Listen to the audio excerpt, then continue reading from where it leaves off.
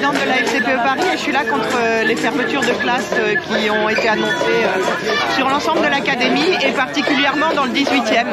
En fait, il y a des parents qui se mobilisent, qui ne veulent pas en fait que les conditions d'enseignement de leurs enfants soient dégradées parce que c'est ce qui va être le cas, quoi, que le rectorat nous en dise en disant que non, mais vraiment, comme il y a une baisse démographique, tout ira bien et les enfants ne seront pas entassés dans des classes. Bah si, en fait, quand on ferme des classes, forcément ceux qui restent vont effectivement être plus dans leur classe et donc ça va être plus compliqué pour les enseignants. On va avoir beaucoup plus de double voire de triple niveau parce que en fait ça ne sera pas forcément des classes homogènes et que le rectorat nous dit qu'il faut être sympa avec les académies alentours qui ne sont pas aussi bien dotées que nous, mais en fait les moyens ne sont pas du tout redistribués. Alors là on est pour l'école Budin, mais je pense qu'il n'y a pas que des parents de l'école Budin, c'est eux qui ont lancé le mouvement, mais voilà, ce serait bien en fait que les écoles entre elles, ça peut être au sein d'un quartier, mais ça peut être aussi plus large sur la ville de Paris, se mobilisent pour dire clairement aux instances qu'ils ne sont pas d'accord, mais en fait c'est pas forcément le rectorat qu'il faut le dire, je pense que c'est plutôt au gouvernement, c'est un choix politique de brader l'école publique. Alors en premier degré, il y a une fermeture de 175 classes annoncées et en second degré on parle du coup en postes supprimés. Donc collège et lycée aujourd'hui c'est 182 postes supprimés annoncés à la rentrée, sachant que le rectorat nous a déjà dit qu'à terme sur 2-3 ans il y aurait 800 classes fermées en élémentaire et que les collèges de moins de 350 élèves seront fermés.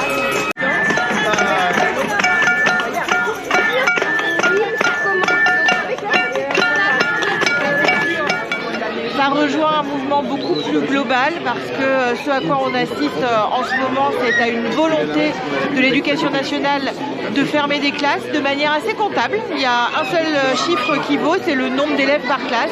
Nous, on défend une autre vision de l'éducation. On considère qu'une école n'est pas une autre, qu'il faut regarder les besoins école par école, établissement par établissement. Dans le 18e, on a pas mal d'écoles qui sont en réseau d'éducation prioritaire.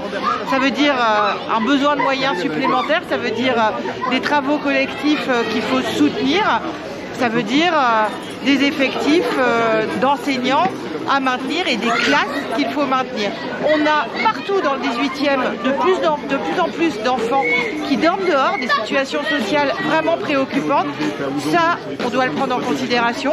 Et puis on a partout dans le 18e et ailleurs dans Paris des enfants en situation de handicap.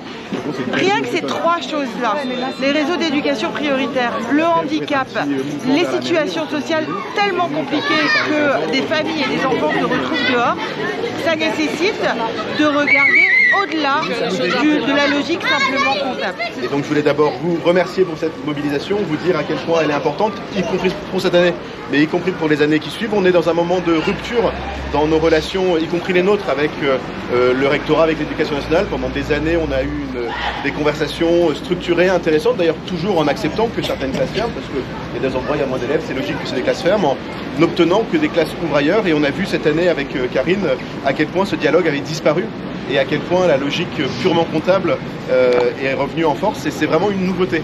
On a eu toutes ces dernières années, moi ça commence à faire un certain temps que je suis maire du 18e, des débats, des dialogues, parfois des tensions, souvent des mobilisations, et en général on n'obtenait pas tout ce qu'on voulait, mais on obtenait tout ce que légitimement on était en droit d'obtenir. Et cette année, rien, à part Guadeloupe, et donc je suis très heureux pour l'école Guadeloupe, ça compte aussi, hein, mais voilà. Et donc on est parti, je pense, avec l'ensemble des communautés éducatives, avec les directeurs, directrices d'école, les instituteurs, les institutrices, les élus et tous les parents, dans une mobilisation à mon avis un peu longue. Sans doute faudra-t-il contribuer à rassembler les revendications des différentes écoles.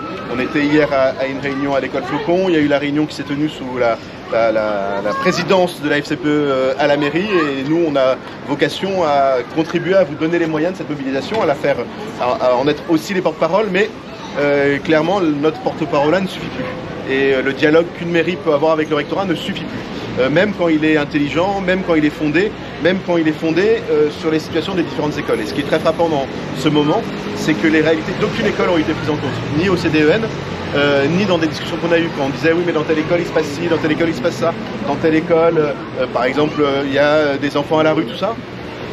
Oui, et alors le ratio il est comme si vous avez 19 élèves, voilà. Donc on est dans un nouveau moment et donc on va devoir transformer nos modes de mobilisation et ce que vous faites ce matin en est un signe. Donc vraiment merci beaucoup à vous et puis comptez sur nous à mesure de ce que vous faites.